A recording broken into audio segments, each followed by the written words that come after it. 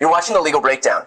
So Donald Trump may have just screwed himself in his D.C. prosecution that's upcoming, that trial that's pending right now. So we're going to discuss this bombshell update. But first, for those watching, Glenn and I will be doing daily comprehensive coverage of Donald Trump's criminal trial in Manhattan. So if you want to follow along, please make sure to subscribe. Okay, Glenn, we all know that Donald Trump is contending with violations of his gag order in Manhattan right now. Talk about the implications of that it's going to have on his D.C. prosecution. This totally flew under the radar until I heard you speak about it. Yeah, Brian, there are some direct implications of Donald Trump's criminal contempt that Judge Merchan is about to decide, but then there is one extremely dire collateral consequence that people haven't been talking about. First of all, Judge Juan Merchan at some point soon will decide whether Donald Trump committed the crime of criminal contempt of court by violating the gag order that Judge Merchan issued. It is, I'm going to say, a certainty that Judge Merchan will hold him in contempt, will find him in criminal contempt. For how many violations, we don't know. We're well over a dozen at this point. And the direct consequences to Donald Trump are really twofold. One, he could be subject to up to $1,000 fine per criminal contempt charge. No big deal for Donald Trump. The second, a little bit more dire, he could be jailed for up to 30 days on each criminal contempt charge. I don't think Judge Merchan will do that in his opening salvo. He's likely to find Donald Trump in contempt, fine him, and put him on direct notice. Defendant Trump, one more time. Do it one more time, and I'm going to put you in a jail cell. Maybe for 30 minutes, maybe a day, maybe a week, maybe 30 days. We'll see. He'll put him on direct notice. So in a very real sense, that will be Judge Merchan giving Donald Trump the keys to the jail cell and say, it's up to you, sport, whether you're going to go in or not. But here is even the more dire consequences. Donald Trump is on pretrial release in 4 felony cases. In every one of those cases, and I'll talk about the D.C. case specifically in a minute, in every one of those cases, one of the conditions of release, one of the most important conditions of release set by the judge is you must not commit any state, local, or federal crime while you're on pretrial release. And what people may not know is when Judge Merchan holds Donald Trump in criminal contempt of court, it will be a conviction, I believe a Class E felony under the laws of New York, and that will absolutely represent a violation of Donald Trump's pretrial release in every single case. Brian, I went back to the transcript of Donald Trump's first court appearance in his federal prosecution in Washington, D.C. I was in the courthouse watching it live, albeit in the overflow courtroom, and I heard the judge say what I just reread and refreshed myself on before we hopped on this video. The judge said, Defendant Trump, the most important condition of your pretrial release is that you commit no federal, state, or local crime. If you do, a warrant can be issued for your arrest, you can be brought before the court, and your pretrial release can be revoked, and you can be jailed pending trial. Do you understand, Defendant Trump? And Donald Trump indicated he understood.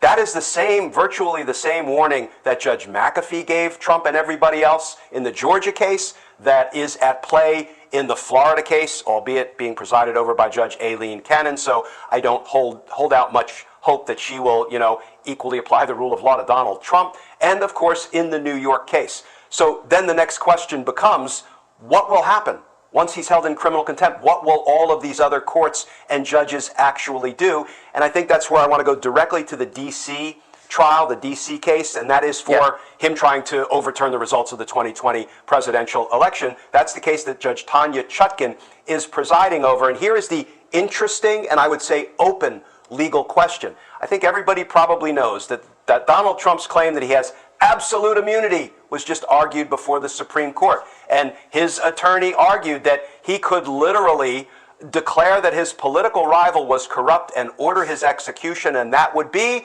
an official act of the president for which he would be immune. And I can go on because his attorney also said he could sell our nuclear secrets to our adversaries, and that would be an official act of the president for which he would be immune. He could order the military to stage a coup because he doesn't want to leave office, and Donald Trump's attorney argued to the Supreme Court that would be an official act of the president and he would be immune. But as of right now, this moment, Judge Chutkan's D.C. trial of Donald Trump is on hold. It's on pause. There was a stay entered by the Supreme Court while they take up this absurd, absolute immunity claim. So when a trial is paused because it has been appealed, ordinarily the trial court can't do anything in its case. It can't have motions hearings. It can't set upcoming trial dates. So, Judge Chutkan is just treading justice water at this point. However, what she said when the pause was put in place by the Supreme Court, she said, however, defendant Trump, you need to be on notice that I will continue to monitor and have jurisdiction over my gag order that I issued on you that you're laboring under and your pretrial release conditions. Do you understand that? The open question is Judge Chutkan in a legal position to hold him responsible for violating her conditions of release, or would the Supreme Court say, no, if we put a hold in place for one purpose, it's in place for all purposes, and it just doesn't matter at this moment that he may have violated the conditions of release by committing a crime up in New York? That's an open legal question. Frankly, I could take my best guess as to how to answer it, but I can also promise you there is no definitive answer. Well, Glenn, let's say, for example, let's give him the benefit of the doubt and say that that right now Judge Chutkan doesn't have jurisdiction over this question because everything is paused pending the outcome of the Supreme Court, ruling over this question of presidential immunity. Let's say ultimately they rule against Donald Trump and the case does proceed in D.C. Would her first act be to then look at Donald Trump's violation of the gag order and be able to rule on that then? I don't know if it would be her first act, but I think she would almost certainly have to take it up. I know Judge Chutkan from when I used to try murder cases against her in the courts of Washington, D.C. She was a public defender. I was a federal homicide prosecutor. I hold her in very high regard, and I can tell you, she will not just let go a violation of her condition of release, particularly when it involves committing a crime in another jurisdiction. So it may not be the very first thing she takes up, but I do believe she'll take it up promptly once the Supreme Court returns the case to her. And here's the other thing, Brian. Down in Georgia, D.A. Fani Willis's prosecution, that one is not on hold. That one was not stayed by the Supreme Court. It arguably is unaffected by the fact that Donald Trump is litigating the absolute immunity issue before the Supreme Court. So remember, Fani Willis had another one of the RICO co-defendants, one of Donald Trump's co-defendants, criminal associates, who violated a condition of release. And what did she do? She hauled him into court, she held a hearing, and she argued to Judge McAfee he should be held responsible for violating one of the conditions of his release. Judge McAfee, you may recall, said, you know what, he probably did technically violate it, but at this point, I'm not going to impose a sanction, and I think he just put him on heightened notice that if he did it again, then the outcome may be different. Well, she, that being District Attorney Willis, could very easily ask the court to issue a show cause order for Donald Trump as to why, if he's held in criminal contempt of New York, why that should not result in sanctions, including revocation of his pretrial release in the Georgia RICO case. Now, Brian, I'm not saying that will happen, but I'm saying if the law were being applied equally to Donald Trump as it is applied to everybody else in the country, that is what should happen. Well, Glenn, to that point, there is what should happen and what will happen. So what do you think the realistic likelihood of Donald Trump having his pretrial release revoked as the result of this? Yeah, snowball, meet hell. Yeah. That's what I'm going to go with because I haven't seen any evidence that the law has been applied equally to Donald Trump.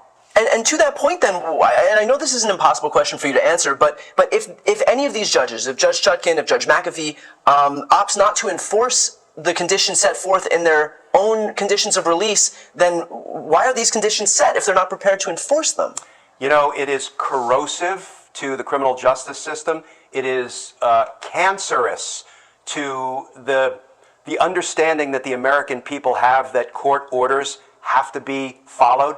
You have to comply. You have to abide by court orders. It is cancerous to that, and it will spread.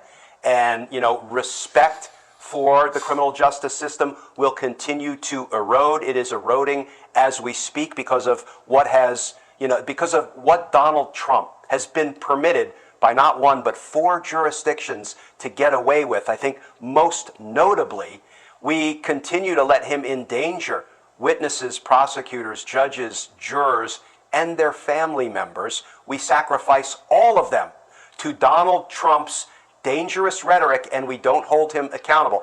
Had we put him in pretrial detention as the law allows, the minute he was indicted and began to endanger witnesses, jurors, judges, and prosecutors and their family members, we would be in a very different and a much better place today. Well, obviously that is the importance of having people like you speak out about this stuff, because you've said it before, but pressure burst pipes.